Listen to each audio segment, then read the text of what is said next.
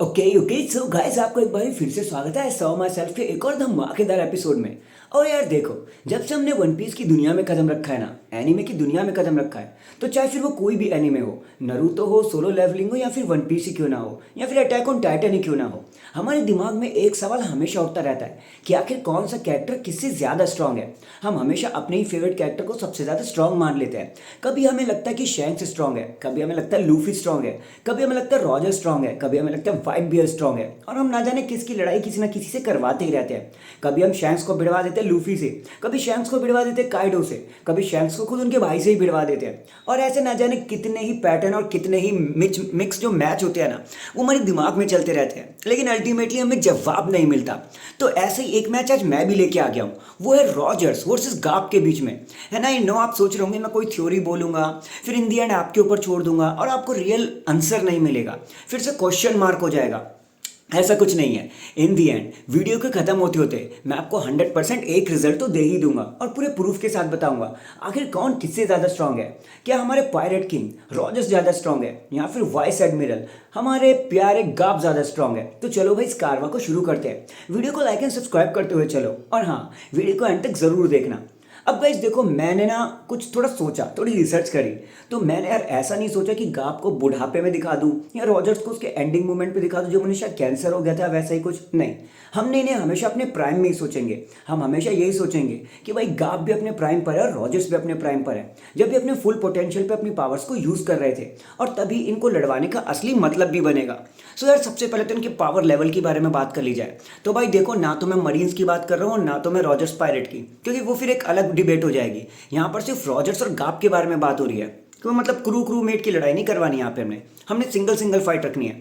तो भाई एक तरफ जहाँ पर रॉजर्स बहुत ज़्यादा ही स्ट्रांग है, फिजिकली भी स्ट्रांग है और बहुत सारे दिमाग रखते हैं, उनको पूरी दुनिया भर का ज्ञान है, यहाँ तक कि उनके पास उनका वेपन एस भी है, मतलब वो तलवारबाजी जिसमें वो एकदम निपुण है, पूरे अच्छी तरीके से तलवार चलाना चाहते हैं। सुप्रीम ग्रेड की तलवार है उनके पास, सारी तरीके की हाकी, चाहे वो ऑब्जर्वेशन हो, आर्नामेंट हो, या फिर कोई और हाकी हो, सुप्रीम हाकी हो, कॉन्करस हाकी हो, वो सब यूज़ करना जानते हैं, वो भी उनके फुल पोटेंशियल पे। वहीं दूसरी तरफ हमारे गाप भी पूरी तरीके से स्ट्रांग है।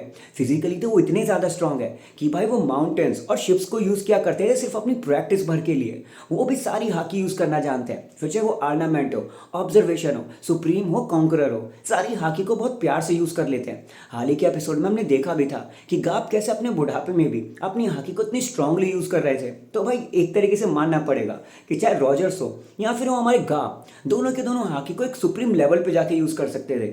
एक चीज़ जो इन दोनों के बीच में कॉमन थी वो बस यही थी कि डेविल फ्रूट किसी के पास नहीं था। ये लोग एक दूसरे को हराने के लिए या जीतने के लिए किसी भी डेविल फ्रूट का यूज़ नहीं किया करते थे।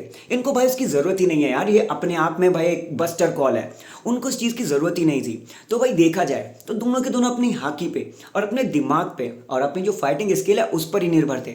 इसके अलावा अगर देखा जाए तो फिजिकल कंडीशन दोनों की खतरनाक थी। दोनों ही मतलब सिक्स पैक एब्स लगा के फुली फुली बॉडी लेके एकदम एकदम पंप अप रहते थे हमेशा फिजिक के साथ। लेकिन कहीं पे थोड़े से गार्प आगे निकल जाते हैं, क्योंकि भाई उनकी ट्रेनिंग का जो पैटर्न है ना, वो बहुत ज़्यादा ही खतरनाक था।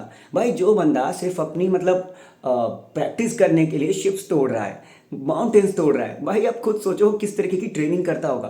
आपको वो बंदा याद है, मेरे को उसका नाम तो नहीं पता, मैं भूल रहा हूँ, जिसकी एक लंबी सी चोंच हुआ करती थी, उस तक को घूंसा मार के पिचका दिया था हमारे गाप ने। इतने ज़्यादा स्ट्रांग है वो। वहीं दूसरी तरफ हमारे जो रॉजर्स है ना, वो अपनी स्वॉर्ड को भी यूज़ किया करते हैं। हालांकि वेपन तो कोई भी नहीं है हमारे गाप के पास, लेकिन स्टिल एक एज तो उनके पास है ही, जहाँ वो फिजिकली इतने ज़्यादा स्ट्रांग है। वहीं हमारे रॉजर्स भाई अपनी तलवार को भी इतने ज़्यादा स्ट्रांगली यूज़ किया करते हैं। अब जरा इनके फाइटिंग पैटर्न की बात कर ली जाए तो रॉजर्स को हमने कभी भी बिना तलवार के लड़ते हुए नहीं देखा। वो हमेशा अपनी तलवार को यूज़ किया करते थे, फिर चाहे वो काजुकी ओडिन के सामने हो, चाहे व्हाइट बियर्ड के सामने हो, चाहे किसी के भी सामने हो, वो हमेशा अपनी तलवार को अपने पास रखते थे। कभी भी हमने उन्हें बिना तलवार के लड़ते हुए नहीं देखा। लेकिन दूसरी तरफ गाप के पास कोई भी वेपन नहीं है और वो किसी पे निर्भर भी नहीं होते, ना डंडा ना चक्कू ना तलवार, कुछ नहीं। हमने उन्हें हमेशा मतलब हाथों से लड़ते हुए देखा। फिर चाहे उनका डिवाइन वाला वो क्या बोलते हैं, वो गैलेक्सी डिवाइन हो या फिर ब्लू होल हो या फिर उनका कोई भी गैलेक्सी इम्पैक्ट ही क्यों ना हो, जितने भी उनके मूव थे ना, वो सारे हाथों से ही थे, सारे हाकी पर डिपेंड थे और उनकी जो फिजिकली जो पावर है उससे डिपेंड थे। एक भी बार वो वेपन यूज़ नहीं करते। तो कहीं ना कहीं एक डिबेट तो बन जाती है कि गाप थोड़े से तो स्ट्रांग है रॉजर्स से, क्योंकि अगर रॉजर्स वेपन को यूज़ नहीं करते तो क्या वो तब भी रॉजर्स मतलब गार्प के सामने इतने ज़्यादा स्ट्रांग होते हैं? अब अगर और भी फ्यूचर के बारे में बात कर ली जाए तो मरीन फोर्ड में हमने जब देखा था कि गार्प और मतलब जब रॉजर्स के बीच में कन्वर्सेशन हो रही थी तो रॉजर्स ने कई बार बोला भी था कि भाई यार हम दोनों ने एक दूसरे को मारने की कितनी ज़्यादा कोशिश करी, हम तुमने मुझे ऑलमोस्ट पकड़ ही लिया था गार्प, ऐसा रॉजर्स ने कहा। जिससे एक चीज़ साफ हो जाती है कि जब ये स्टार्टिंग में लड़े होंगे और मतलब मरीन्स की तरफ से गार्प लड़े होंगे, क्योंकि ऑब्वियसली रॉजर्स चाहे कितने भी स्ट्रांग हो वो है तो पायरेट्स ही, तो भाई काफ़ी बार हमारे गार्प ने रॉजर्स को धूल तो चटाई होगी, रॉजर्स भागने में कामयाब भी हुए होंगे, लेकिन गार्प ने उनका पीछा कभी नहीं छोड़ा, गार्प उनके पीछे ही पीछे जाते रहे, मल्टीपल टाइम से दोनों एक दूसरे को पकड़ने तक पे भी आ गए। तो मतलब कहीं ना कहीं ये भी देखा जा सकता है कि भाई हमारे गार्प थोड़े बहुत तो स्ट्रांग है, क्योंकि रॉजर्स पायरेट में अगर इतनी ताकत होती तो भाई वो तो अपने पूरे क्रू मेट के साथ थे ना, वो चाहते तो भाई गार्प को हरा सकते थे, क्योंकि गार्प कभी अपने क्रू मेट्स के साथ नहीं लड़ते, वो हमेशा अकेले ही आ जाते हैं। हमने देखा भी था वो अपने प्यारे से पपिल को बचाने के लिए, अपने चेले को बचाने के लिए भी अकेले ही आ गए थे। तो सोचो रॉजर्स अपने पूरे क्रूमेट के साथ है और गाप अकेले, यहीं से सीधा सीधा हमें पता चल रहा है कि गाप कितने ज़्यादा स्ट्रांग है। और ये लोग लड़ते लड़ते इतने ज़्यादा माहिर हो गए थे, इतना ज़्यादा एक दूसरे से लड़े थे कि भाई मतलब वो होता है ना कि आप एक बंदे से इतना ज़्यादा लड़ते हो कि लड़ते लड़ते फिर आप दोस्त बन जाते हो। और इसीलिए गार्प और रॉजर्स के बीच में हमें वो अंडरस्टैंडिंग का स्टेटमेंट देखने को मिला था। लेकिन फिर भी सवाल तो वही उठ जाता है ना, इतनी सारी बातों का मतलब ही क्या है अगर हमें एक रिजल्ट ना मिले? तो गाइस अगर पूरे वन पीस के इतिहास को देखा जाए, रॉजर्स के इतिहास को देखा जाए, तो भाई साफ साफ पता लग रहा है कि गाप रॉजर्स से भी ज़्यादा स्ट्रांग थे। भाई आप खुद सोचो, रॉजर्स को मतलब हमने बिना वेपन के लड़ते हुए दिखा ही नहीं, हमने हमेशा उन्हें उनकी तलवार के साथ देखा। उनके जितने भी हमले लेके, चाहे वो डिवाइन डिपार्चर हो और चाहे वो वाइट बियर्ड से लड़ना हो, वो कभी भी बिना तलवार के नहीं लड़े। लेकिन हमारे गाप ने बिना तलवार के ही, बिना किसी वेपन के ही रॉजर्स को काफ़ी हद तक धूल चटा दी थी, ऑलमोस्ट उन्हें पकड़ ही लिया था। और इस चीज़ से साफ पता लग रहा है कि वन वे और दी अनदर हमारे गाप रॉजर से भी ज़्यादा स्ट्रांग थे, और आज भी कहीं ना कहीं वो रॉजर से ज़्यादा स्ट्रांग है। और इसीलिए इस डिबेट को यहीं पर मैं क्लोज कर देता हूँ कि अगर आपने कभी भी सोचा है कि रॉजर्स और गाप के बीच में ज़्यादा स्ट्रांग कौन है, तो भाई मैं आपको 100% बता देता हूँ कि ज़्यादा स्ट्रांग हमारे गाप ही हैं। क्योंकि सबसे बड़ा एग्जाम्पल ही यही है। देखो यार, हाकी बैटल ही छोड़ो, हमने कभी रॉजर्स को बिना उनकी तलवार के लड़ते हुए देखा ही नहीं, लेकिन हमारे गाप को लड़ने के लिए किसी भी वेपन की जरूरत नहीं होती, और बिना वेपन के ही उन्होंने रॉजर्स पायरेट को कई बार धूल चटाई है, पूरे पकड़ने तक की भी कोशिश कर ली। यहाँ तक कि व्हाइट बियर्ड से लड़ने के थोड़े समय पहले भी रॉजर्स ने खुद ही बोला था सारे मरीन्स को मारने से पहले कि भाई अगर मुझे पीटना है तो कम से कम सेंगेकू और गाप को तो लेके आओ। तो भाई इतनी ज़्यादा स्ट्रांग थे गाप, और अगर किंग पायरेट किसी मरीन को इतना ज़्यादा पुश कर रहे हैं तो भाई समझ जाओ वो मरीन उनसे ज़्यादा स्ट्रांग है। अब आप सोचोगे कि जब इतने ही स्ट्रांग है तो गाप ने उन्हें पकड़ा क्यों नहीं? भाई गाप कभी गलत का साथ देते ही नहीं है, सबसे बड़ी बात तो ये है। इसीलिए तो उन्होंने वाइस एडमिरल की चेयर कभी पकड़ी ही नहीं, ताकि उन्हें सेलेस्टियल ड्रैगन की बात ना सुननी पड़े।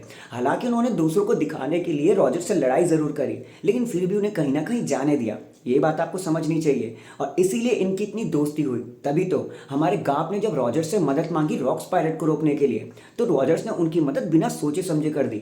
और फिर जब उन्होंने फेवर मांगी कि मेरे बच्चे को पालना तुम गाप, और गाप ने उनकी बात सुनी भी। So that is it guys, अभी के लिए तो बस इतना ही।